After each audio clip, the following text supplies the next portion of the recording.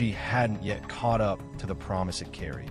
Investigators suspected people in the area, those who lived nearby, men who might have crossed paths with Mandy that day. Yet, despite interviews and speculation, no solid suspect emerged. Time passed, tips dwindled, and the trail grew colder with each year that slipped away. The case became one of those tragedies that sits heavy in a town's memory, whispered about but never resolved.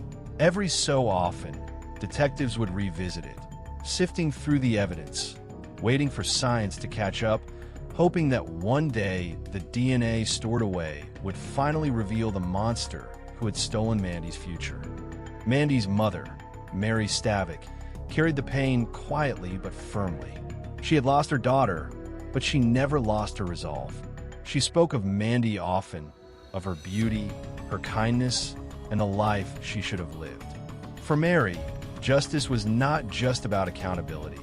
It was about restoring dignity to her daughter's memory.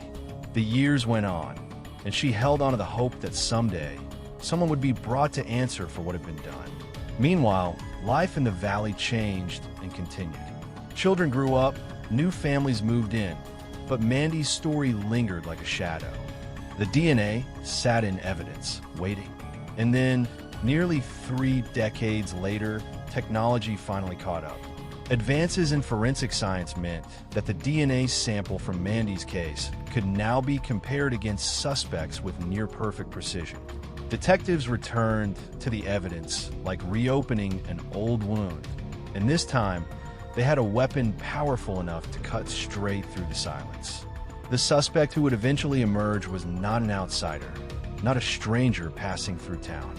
It was someone who had lived among them the entire time. His name was Tim Bass. At the time of Mandy's disappearance, he had been in his 20s, living near the Stavik family home. He was known to the community, not someone who immediately drew suspicion. In fact, Bass had managed to live for nearly 30 years without ever being seriously considered. He had built a life, married, and raised a family. Outwardly, he appeared to have moved on, but inside the evidence locker sat the truth, waiting for its moment. Detectives needed Bass's DNA, but obtaining it wouldn't be easy. They couldn't just ask for it outright without arousing suspicion. So they turned to a method that has since become infamous in cold case investigations: surreptitious collection. Investigators monitored Bass, watching for the chance to retrieve something he discarded. Eventually, an opportunity presented itself when he threw away a cup.